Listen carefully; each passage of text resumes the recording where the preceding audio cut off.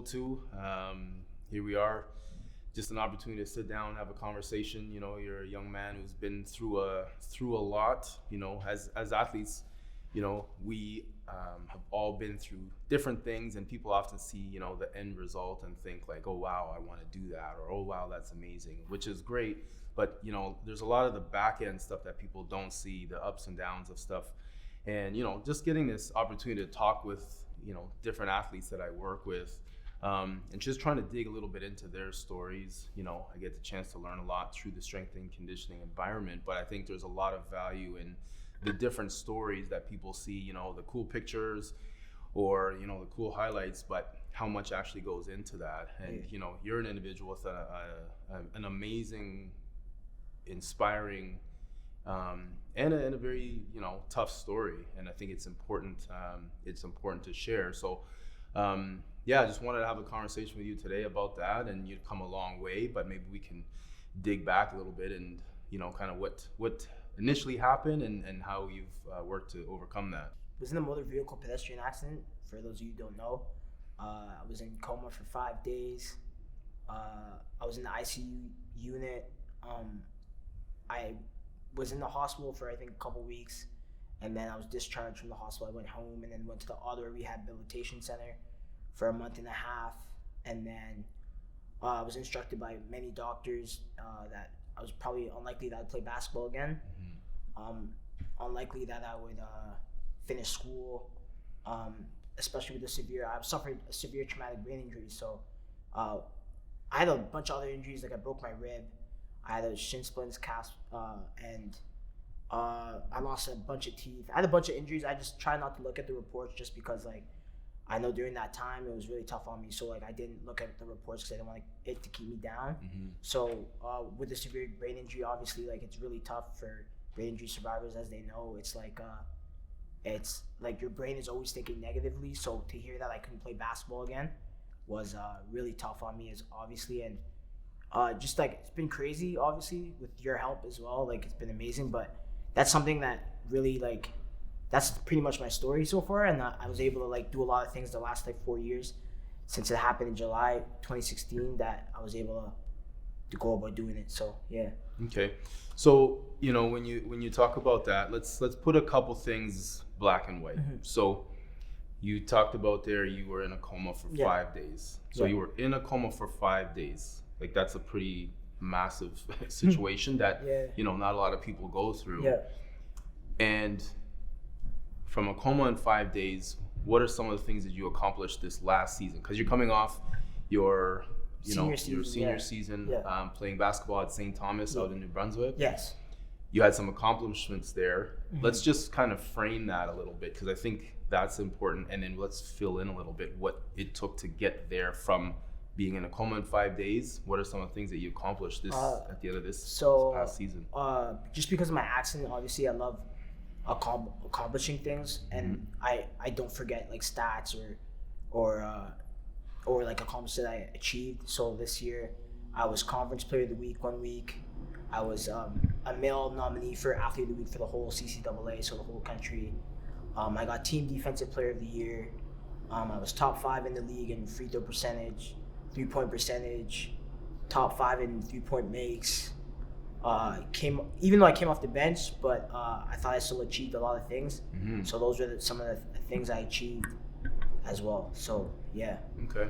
And that's amazing, man. I mean, and the reason why, you know, in our training environment, you know, other than our daily sports arguments or that kind of stuff that we have as our group that trains together, but, you know, stats are not something that put a big emphasis on in terms of the specific sport in this environment. Yeah, I didn't mean it like that, but I meant, like, I remember, like, my accomplishments as the time has gone on, just because, like, for me, I know how it was to be at the rock bottom part, right? So whenever I was able to achieve anything, it's just something that really hit home. Like, it was really cool. So yeah. No, and you're bang on with that. And I think my point behind that is, you know, it is important, especially in this conversation, because of all of those stats, that's something that a lot of, you know, the outsiders or people watching would look at and say, oh wow, Mike, like, you had all these stats and accomplishments, which are outstanding. And my point for kind of bringing that up is it's easy to look at that and say, well, look, Mike, you know, you came back, played basketball, you accomplished all these things. That's awesome. Good for you. And it is, but there's a lot that happened in between being in a coma and being able to be a, you know, player of the, you know, the week across the country. And so the reason I want to kind of bookend that is to dig into the actual stuff that, you know, when we started, for example, you know, Mr. John Johnson contacted me and said, you know, I have this young man that I'd love to have work with you. And he's going to need a lot of work, but I think, you know, the two of you together can do something. And so that was kind of it. And then, you know, you and I spoke and showed up on March 3rd, 2017. And here we are, October 2020. How was that first day for you as the athlete? You know, when you and I first met and we went through some movement screen and assessment stuff. Well, like it was pretty crazy because I just remember, obviously that year was super tough on me because it was my first year after my accident. I wasn't allowed to do anything pretty much, and I finally got cleared around January, February to like start lightly shooting again. And Coach John Johnson, amazing coach, was training me a bit, and he was telling me about you and how he thinks you could really help me. So when I came in, my initial thing was like, all right, maybe I can like maybe I'll be able to get back. And I met you, and I was able to look around the gym and see the various athletes you had worked with, and I kind of started to get a little bit of confidence. But then I was also like very nervous just because I had like doctors from across Ottawa, some of the best in Ontario, telling me that like I wouldn't be able to play, right? So I was just trying to be optimistic, and meeting you, and that day I remember asking you if I could make it back. I think you could make it back. Yep. I don't know if you were lying or not, but like you were like you gave me some confidence. I remember leaving that day telling my mom and my dad that like I think I have a chance to finally make it back to playing basketball. So I remember from my perspective as the coach that day, you know, and just watching you move and do some of the stuff, some of the screens that we did. And I don't know that people that could look and see how you're playing now, you know, breaking guys down off the dribble, being a point guard, pulling up, making shots. And if we could, you know, rewind to 3 years on that first day when you came in and seeing you, you know, doing a side shuffle, for example, I had said, like, let's see you do a side shuffle, and, you know, how that looked. And then, you know, you compare and fast forward, and then you think of you, you know, dropping off of a 4-inch box and landing on it to see how it was and how your stability was, to then turning around and, you know, jumping and making layups and rebounding. It's so crazy how those are two complete ends of the spectrum, but there's been this amount of work, endless work, tireless work that you've put in and invested and earned to get to that point. And so, you know, that's some amazing stuff. Let's talk a little bit about the process, because there's 3 specific areas, you know, that I'd like to touch on with you, autonomy being one. How would you best describe that in your eyes? So like just like the ultimate, like the way I believed in myself was it was a long process, but like in all recovery processes, like the number one thing for me at the start was denial. So I was like, man, like why this haven't happened to me? I've always been, I feel like, a nice kid.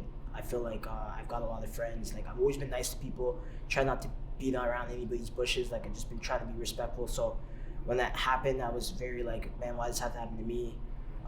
Like just blaming the world in a way, just like, man, like come on, like why does this happen to me? And then as a couple months went on, I started to come to terms with it a bit more.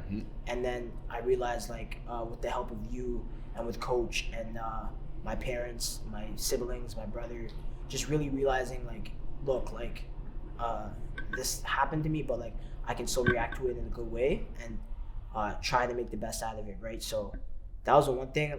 As time went on, I started to believe in myself a bit more, and then because you must have been faced with a lot of you know, external influences, like both positive and negative, right? Those that are, you know, rooting for you, supporting you, that want to see you, hey Mike, let's get back on your feet, get back to playing basketball. Then you probably have, you know, the other side of it that I'll say negative, but, you know, more probably majority of it, not necessarily being negative, but very concerned of like, well, maybe you shouldn't go back to playing basketball. Maybe you shouldn't be working out and you should take it easy and sit down, right? And that at the end of the day has got to be tough on you, because you as the individual, as the man, as the athlete, then, you know, are sorting through all this information to then come back to the point that you said of building your own confidence. Yeah, and like the thing was too was like I had, obviously you have doctors and you have professionals telling you like you don't think it's like safe for me to play, or I shouldn't play again.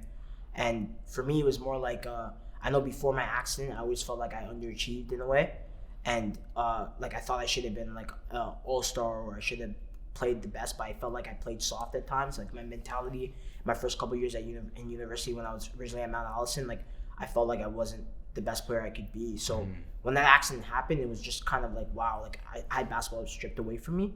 So it was like, if I could try to make this back, I have to like, I have no option but to kill, right? So that year was tough, the rehab year. And then when I had got back to Mount Allison and kind of having the redshirt season also, I honestly, people don't really know, but that year to me was harder than my rehab year, actually. Really? Yeah, just because I made it back, but I wasn't the same player. And knowing that I wasn't the same player and seeing my teammates flourish and I wasn't able to help them was really tough. And I feel like I was diagnosed with severe depression that year. I don't really tell many people that, but it was just like that year trying to make it back, and then I finally made it back and I wasn't quite there yet. It was really tough. And I remember calling you and telling you like, look, this upcoming off season, I got to give it my all. And I thought maybe a fresh start and a fresh beginning would give me a chance, and that's why I transferred to St. Thomas.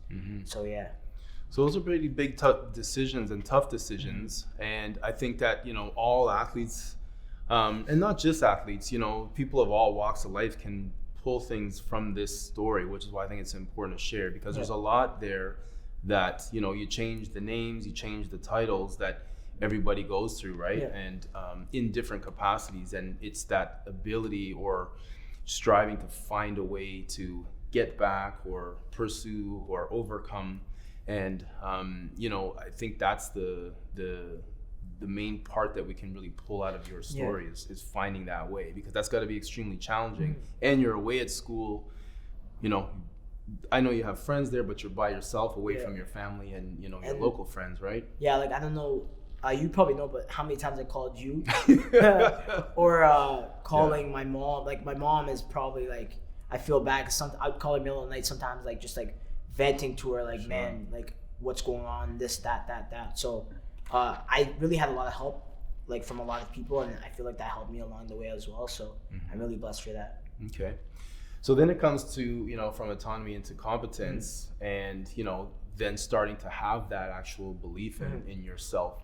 And then maybe talk a little bit about, you know, how did you get to that next stage or that next level on this journey that I know is not over yet for you, but, you know, continuing along that path, you know, heading into your, you know, junior and senior years. So when I, obviously I already just mentioned it, the year at Mount Allison, when I had finished the year and pretty much a redshirt season, I was really sad. And I remember coming home and evaluating everything, like, man, like, should I just maybe give up basketball? Maybe just focus on school, graduate, and still try to make the name for myself. But something was always there for me. Like, I just wanted to succeed. Like, I wanted to have a breakout season. So another thing that had to do with it was, like, I felt like a lot of people were starting to know me just for the story. Like, oh, you made it back to playing. But I wanted to be more than that. Like, you always see online, like, or in various news stories that many survivors just make it back and coaches let them score, or like everyone cheers for them when they get on the court. But I didn't want to be known for that, right? So when I transferred to St. Thomas University, I didn't tell anyone about my story. Tried not to put it on my Instagram that much. I didn't try to, like, because I didn't want people knowing me just for that, right? I just wanted to know for me as a basketball player. And then this season, at the end, I started to release stuff on my story because I felt like it was an exciting one to hear, right? So at St. Thomas this year, many people were like, man, I didn't know that happened to you. And that was really something surreal for me, because it's like my hard work was finally showing and I wasn't known for just surviving an accident, right? So no, I definitely think that I know that was a conversation you and I had at length. You know, and we, you know, had talked about owning the process, for example, and, you know, everything that you got you or garnered, you wanted to really earn that. And I think there's a lot for young athletes to pull out of that, because that's something when we talk about that a lot in here, is like earn your opportunity, be prepared for your opportunity. And I think that it's important that you didn't embrace that victim mentality, not to make light of what happened because it's severe, but at the same time I think that speaks volumes too, in terms of your approach. That's the thing, like as a victim, like after a while, like you kind of get tired of hearing the oh my god, like you made it back, or oh my god, I can't believe like after a while it kind of like gets annoying. So that's why when I transferred, I tried not to really tell anyone except for like my closest friends. And then that way, and then also like something that had to do with my confidence a lot was my first true off season here, being around like Noah Kirkwood, Jean-Pierre Charles, Corey Johnson that whole summer. Just like literally, I think that first summer was just me, Noah, and Corey in this gym alone. And those two are Harvard Team Canada guys, right? And I'm a CCAA player. Like obviously they're at higher levels than me, but at the same time I want to be the highest level I can be. And like being around those guys was like for me like, oh wow, if I could work out with these guys, I got no option but to kill when I get back to school. So that really helped me. Being around those type of athletes was just like, oh wow, like if I can work out with these guys, I can definitely do it. And I thank Noah and Corey all the time, but like I'm just really blessed to be able to have worked out with them and stuff. So yeah, I think that brings me to the next or the third part that we want to touch on here, and that's that relatedness. That beyond just the sport. I mean, obviously in here, right, you have the opportunity to train with outstanding athletes, outstanding people, and a lot of high achievers as well, right? You talked about some of the basketball guys, again that train that we work with, and so you talk about Noah Kirkwood at Harvard. You talk about Corey Johnson, he's graduate from Harvard, now playing pro. Olivier Hanlon was in here. He was Boston College. He played at G League. I used to I'm a huge Duke University fan, so I used to watch Olivier kill Duke. So like, to come here one day to work out and then see Olivier here with me, I was just like, yo, like that's pretty crazy. Like it's like, man, like if I'm working out with this guy, like I have to start really believing in myself, like really believing in myself. So, and then getting a chance to have a lot of conversations about the game, from other guys that are at that next level. And you talk about Team Canada guys like Keza, Hien, Jean-Pierre Charles. So you're in a scenario where you're surrounded by some really solid people. Kevin Bursey as well, right? Played at St. Francis, so he was out east as well. So you're talking about the environment that you're surrounded with that helps, again, people sharing information, sharing knowledge, and then all of those guys, along with the other sports that train here, are all on this pursuit of something. So there's a lot to be said for that, and like you talked about that provided a lot of inspiration. Yes, for you as well. Yes, it did for sure. And like I'd go shoot with them as well sometimes, and like I would be just as good as them in drills. So. Like it would hit me like, man, if I could shoot with these guys, like I can definitely kill when I get back to my league. So that's something that really inspired me and helped me, like give me the strength no matter what. Even if I have a brain injury, no matter the people who said I couldn't make it, I knew like I can definitely do it, because those people kind of built that trust in me. Obviously I haven't gotten into you as well yet, but like having somebody who like had more faith in me than I had for myself was really big as well. Like obviously my immediate family always believed, like I don't know if they actually believed, but they always told me like, you're gonna make it back to playing, you're gonna make it back to school. But having somebody that I just started to know and then grew a relationship with tell me like, nah, you could definitely make it back, you're gonna kill, like really provided a lot of inspiration for me, and I just want to say thank you. So like that was huge for me, so thanks. No, well, it's my pleasure, and I mean, it's I again, a massive opportunity for me as well to get to work with somebody like you. That a big part of that relationship, that coach athlete relationship, there has to be that ground established of what you talk about, trust, right? And knowing that, okay, here's where we're at, here's where we're gonna go, and now let's start to put the work in and develop a strong game plan, which is what we did. And that has to be a two-way relationship as well, right? I mean, regardless of awesome programming or all of this kind of stuff, but if you're not ready to go, and you're not ready to take that walk, then it's not going to happen. Yeah. And vice versa, right? Yeah.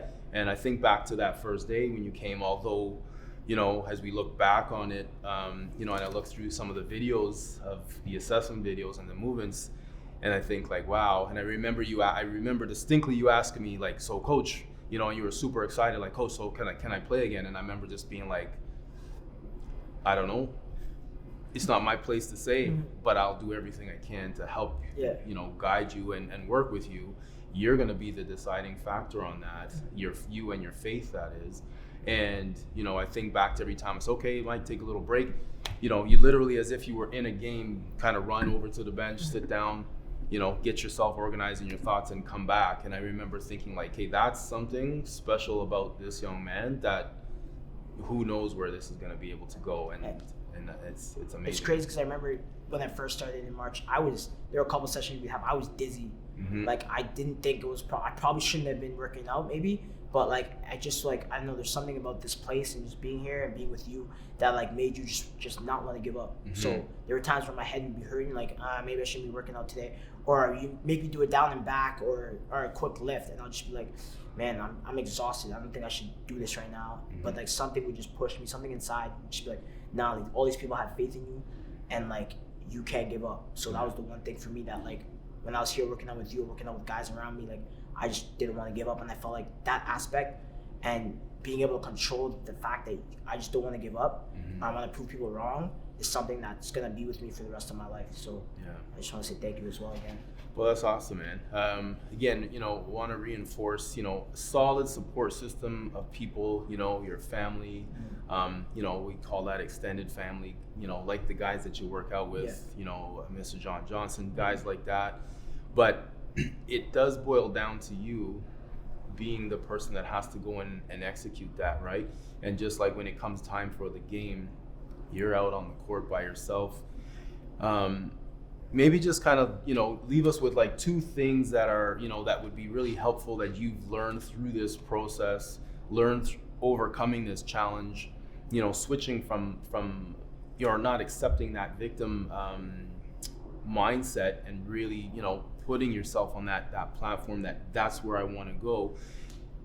What are maybe 1 or 2 things that, you know, would be keys that you could share for young athletes that might not have the same situation, that are coming back from, you know, a coma or something, like being told by doctors they'll not play again, but going through trials and tribulations, which everybody is, especially right now? What are maybe 2 things? So one of them, I kind of have it in like my Instagram bio. It's like a quote my sister gave to me after I was discharged from the hospital, but it's, you can't control what happens to you, you can control how you react to it. So it's like, no matter what goes on in your life, like you can control how you react to it, right? So uncontrollables are like coaches or time on the court, or like weather, for example. You can't control those things, right? But you can control how you're going to react to little things. So every workout that you're in, you got to push yourself. Every game you're in, you got to push yourself. You can at least control how you're going to respond to these things, right, that are uncontrollable. So that's one thing I want to, that I would definitely tell young athletes today, is like, you got to be able to react to it in a more positive light and try to go as hard as you can. The second thing, obviously, is surround yourself, especially with the people with the same goal as you. Because, like, if you're around people who are, like, people who don't really understand the grind or the place you want to get to, it's going to really affect you in your life, I feel like. And I feel like you need to surround yourself with like-minded people who want to succeed just as much as you do, just because that will help and kind of wear off on you. So, yeah. That's great, man. That's 2 excellent tidbits of information there, and I think there's a lot of value that can be pulled from that. So yeah, Mike, I just want to say thanks, man. I appreciate you. It's been awesome to watch your journey. I know it's nowhere near to being done. I mean, I think there's a lot that people, you know, should reach out to you, you know, for guidance, and that could pull a lot from your story. And that being said, we still got work to do, man. Yes, so sir. Let's keep it rolling. Yeah. And yeah, man, appreciate your time. Last thing I also want to say too is I don't ever want to come across like I think I'm a Superman or like a superhero or any of that. I just know I want to thank God and my family and you as well, Coach John too. Like, I've had a lot of people in my way, my New Brunswick families, like, that have really like put me in the right direction. Instead of, like, I'm not gonna ever say it's all me. Like, I had a lot of external people help me. So I just want to say thank you to all those people, and I want to thank you as well, and God bless you all. So yeah. All right. Appreciate that. Thank you.